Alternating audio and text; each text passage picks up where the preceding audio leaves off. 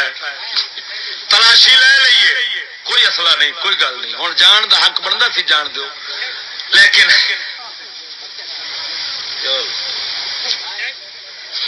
जिन्ना जिन्ना दलिया में कानून दे लानते बेगुनाह है, कोई असला नहीं, कोई जुर्म नहीं, कोई गल नहीं।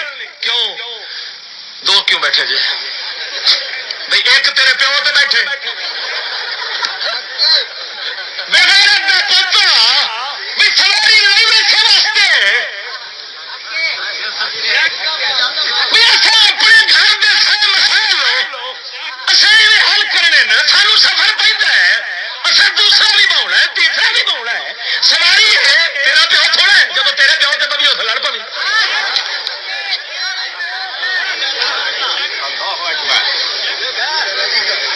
पर होए तो झूड़े दे पुत्र, तू बंदे दे पुत्र होवन तो फिर सबक होया सारा यहूदी दा। होए बावले कुत्ते तैयार स्कूल चो, इन्हां नूं की पता इंसाफ की है, हक की है, किथे परचे बनदे किथे नहीं बनदे। रन कोई चुकेगा, बिरादरी कोई कुटीचेगी। क्यों आखे लंघ इधरों गए ने, करोड़ जा लभ्या कुटो लमा पाओ।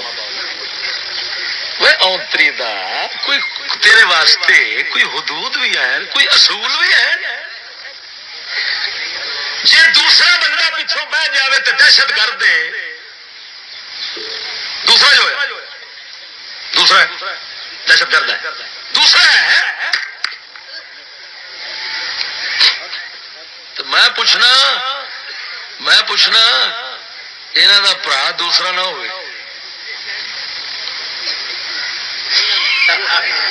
हो सकता दहशत गर्द होवे।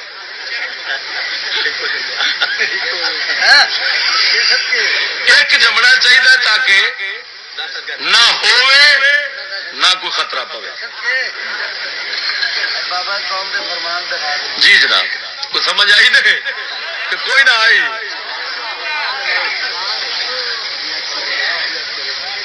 तुसा मुल्ला सुने ने सरदार साहब बिस्मिल्लाह बिस्मिल्लाह सरदार साहब माशाअल्लाह सरकार सरकार बैठे ने, सरदार साहब बैठे ने, चौधरी साहब बैठे ने, माशाअल्लाह जनती रूह है।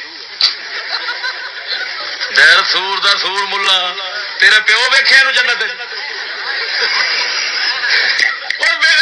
जनती किवें बन गया?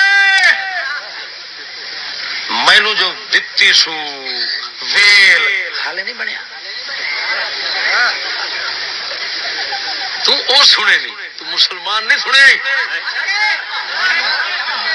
तेरे मुल्ला उठे फिर ना मुकर्रर, ये वाजिबुल कत्ल ने, ये वाजिबुल ताज़ीर में। ये शरीयत नबी दी होवे, कसम खुदा दी ना दी होवे